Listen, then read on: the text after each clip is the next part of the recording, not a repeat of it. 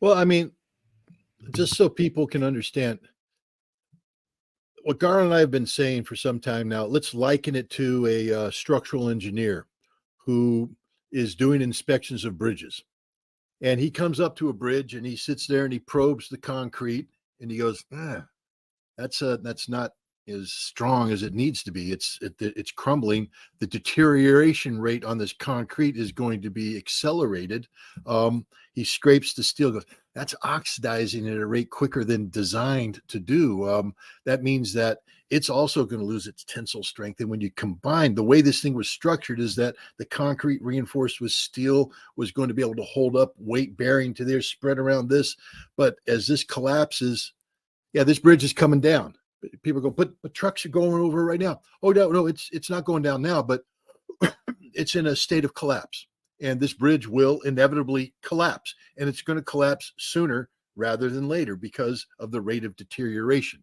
And then a hurricane comes in and exposes even more steel, and all, and you're going, whoa, it's going to collapse even quicker. But trucks are still going over it, man. It's not collapsed. It's a good bridge. No, it's a bad bridge.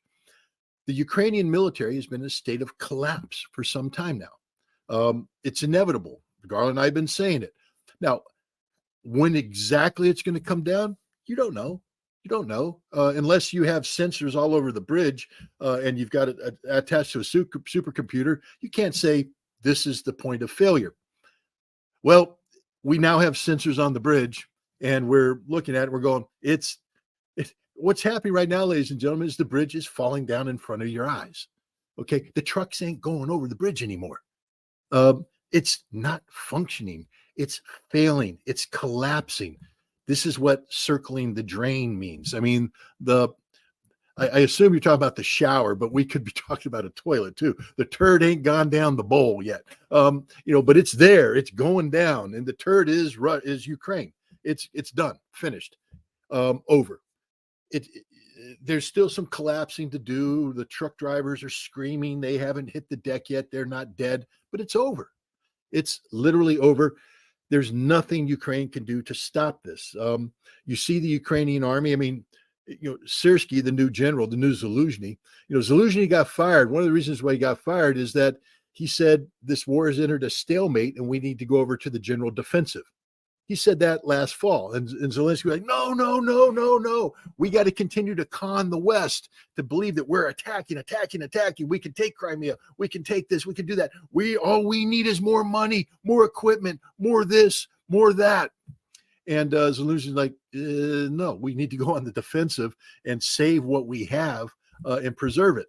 And so Zelensky fired him, replaced him with Syrskyi, who was supposed to be the butcher, the man who's going to attack. He did it in Bakhmut. He's the guy behind the continued attacks in Avdiivka. He's the guy behind the counteroffensive.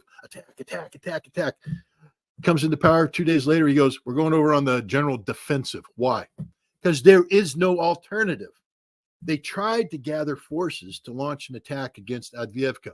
They have a handful of maneuver brigades left, brigades that have combat cohesiveness and the ability to act. One of them is the 3rd Assault Brigade. That's the renamed Azov Brigade. These are the Nazis. These are the hardcore Nazis who have been used as a fire brigade elsewhere. He brought 3 battalions of them together, ready to launch his attack, and Russia hit them with 2 Iskander missiles, and it no longer exists. It's gone. Vaporized. Ukrainians haven't acknowledged this yet, but you can see it.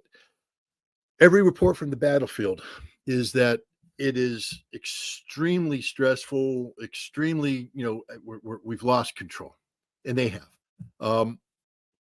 They don't have the ability to maneuver anymore, which means that they're stuck holding fortified positions, but they also don't have the ability to stymie the Russian advance with artillery, with drones. I guess there's some areas in the battlefield where they've brought all their drones together to get momentary, fire support to stabilize, not to push the Russians back, but to stabilize. But everywhere else, they literally are just hunkered down in their holes, waiting for the Russians to come and kill them, which the Russians are doing every single day. It's not dramatic. It's not the big arrow going through. It's there's a tree line over there 100 meters away. In there's 350 Ukrainians dug in. So we're going to go and kill them all today. That's our job today, is to kill all the Ukrainians. And they blow them up with artillery. They maneuver in, they go in, they throw their grenades, the handful that survive surrender, everybody else is killed. Then they dig in for the night.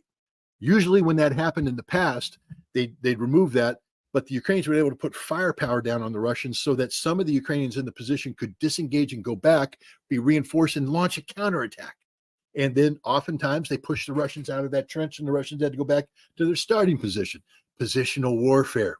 That's not happening anymore. There is no Ukrainian counterattack because there is no artillery. There are no reserves to counterattack. So they take the trench line, kill these guys. The Ukrainians immediately throw in 350 new people who have no training, by the way, none whatsoever, into a trench line that they just dug up there, but it's not as extensive as this one. I mean, it's not deep, it's not fortified, it's not supporting. And the next day the Russians go, we're going to move 100 meters more, 300 meters more, kill those guys. And they do. This is happening all over the battlefield. The Russians are just going in and saying, that territory is ours, that territory is ours. And on the daily basis, people are looking at the map going, well, it's only moving a little bit. Ladies and gentlemen, moving a little bit every day adds up. And it's over. And what's happening now is, as they continue to push forward, there's fewer people to put in the trench line. And they have no training. They are literally taking Down syndrome people and putting them in the front line. They're building battalions of women. And I'm not, here to pick on women, but they don't belong on the front line, not as a battalion. And they're putting them in there, and they're just all going to die. That's the reality. And sooner or later, there won't be anything left to put in. And at that point in time, the Russians just keep going. And then it's over. And I will say this. I spoke to a number of governors and a number of military commanders on my last trip. And the consensus was that by May, the dramatic things will happen on the battlefield by May. And by September, it's all she wrote, meaning that the Russians will probably have achieved the Dnieper line. Kharkov is theirs, Dnipropetrovsk is theirs, Mykolaiv is theirs, Odessa is theirs. Why? Because there's nothing left to defend. It's not like the Ukrainians are going to say, walk on in. There will be resistance. It will be bloody, but there won't be a cohesion. There won't be a singular front. The resistance will be pockets of resistance, maybe guerrilla fighting inside a city or around, which the Russians will immediately annihilate. But it's over, and there's nothing the West can do to stop it. Let's hypothetically say that the Speaker of the House stopped playing presidential politics, because that's what he's doing right now, and said, yeah, here's the money.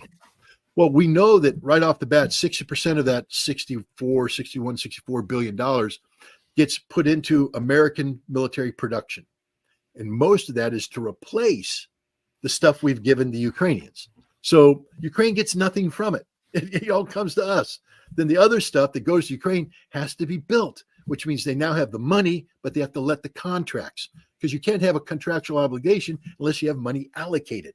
So you allocate the money, the contract. Some of these contracts require defensive lines to be built from scratch, production lines.